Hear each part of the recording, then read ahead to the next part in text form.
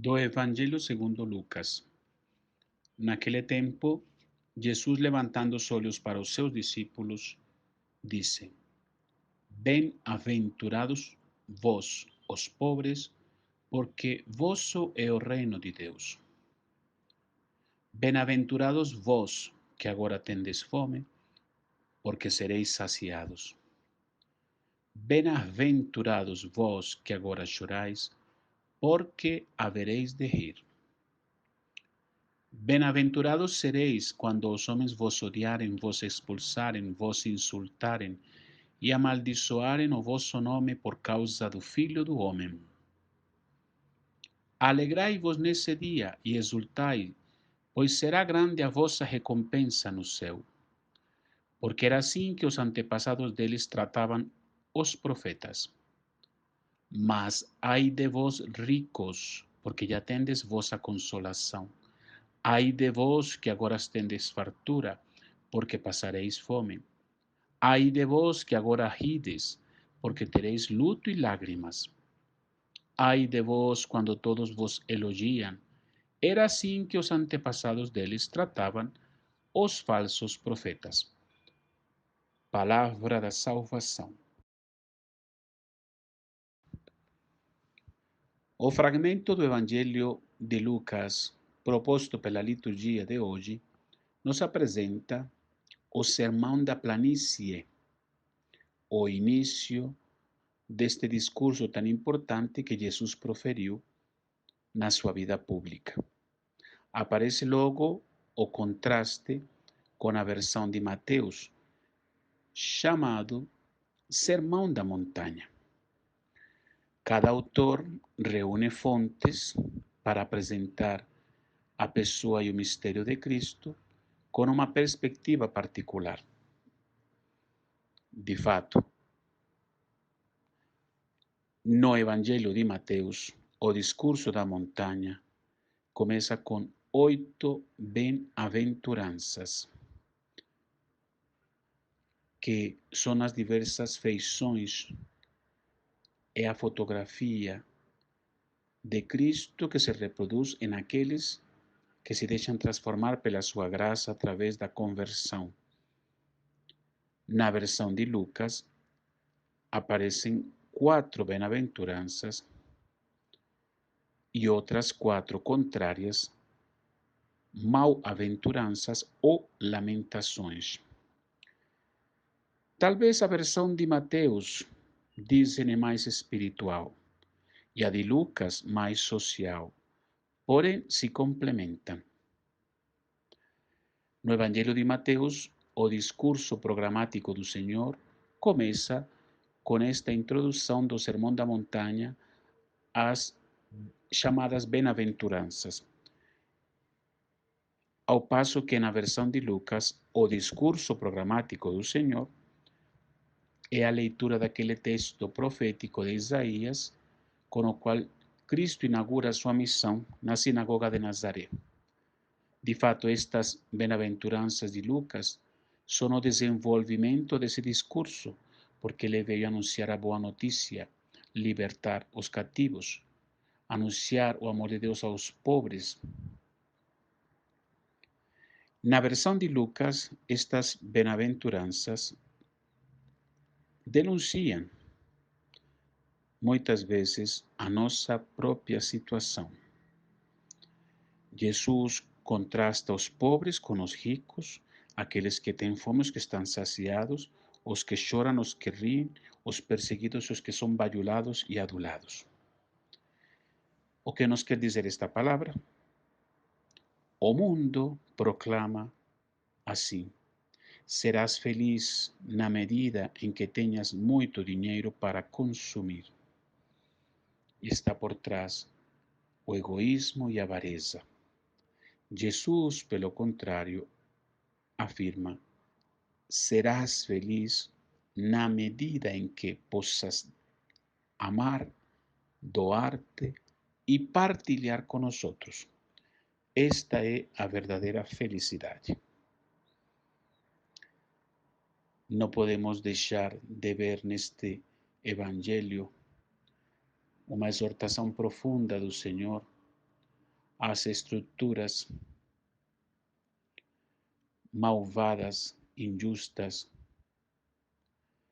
e corruptas da nossa sociedade, que leva tantas pessoas a sofrer através da fome, da violência, como vítimas inocentes de um sistema corrompido pelo pecado.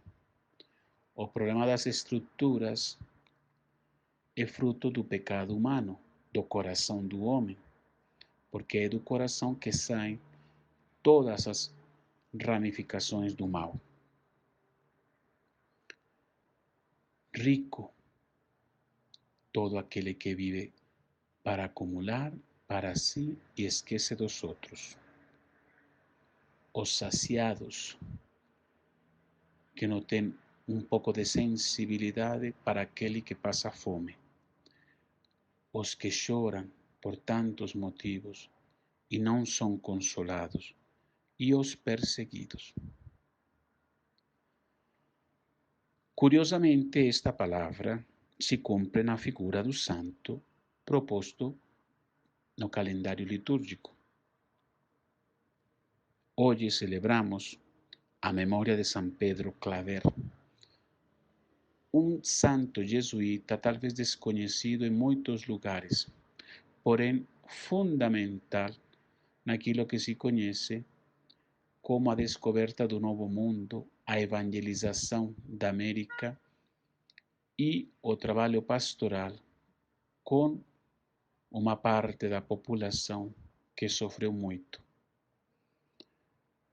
Pedro Claver nasceu na Catalunha, na Espanha, de uma família de camponeses, porém acomodados e com alguns bens.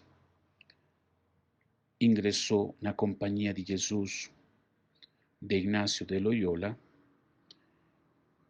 e veio para a América Latina com a consciência profunda de que talvez não voltaria a ver a seus pais e irmãos.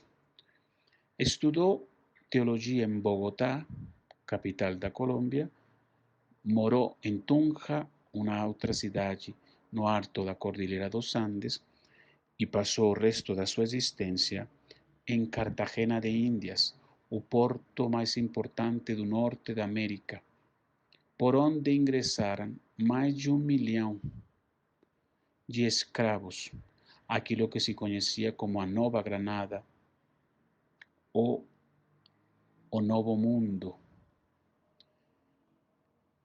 Pedro Claver teve a intuição, desde o início, de assistir espiritualmente e com comida, remédios e vestidos os escravos.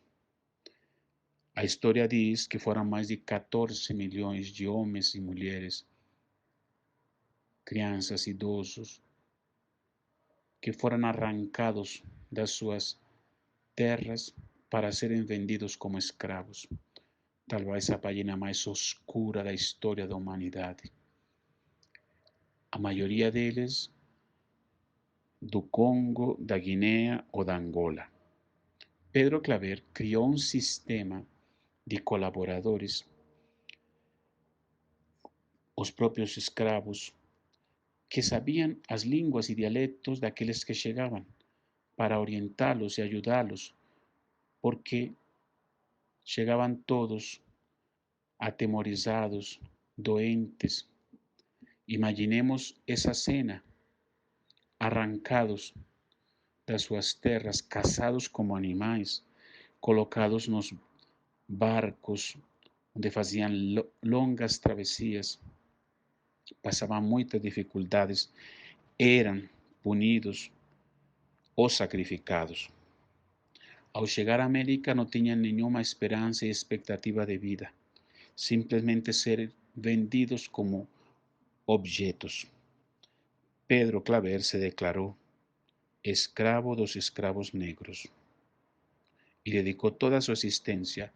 Apenas sabía que llegaba un barco con esclavos para ser vendidos, ia para acolher, conhecer, e enquanto acontecia esse comércio sórdido e diabólico, os instruía espiritualmente, os consolava e ajudava. Por isso criou uma rede de famílias para assistir os escravos. Teve muitas dificuldades, muitas perseguições. No final da vida, adoeceu, ficou só e depois da sua morte, obviamente, coroado na glória de Deus, porque soube ver no escravo o mistério de Cristo crucificado. San Pedro Claver, rogue por todos nós.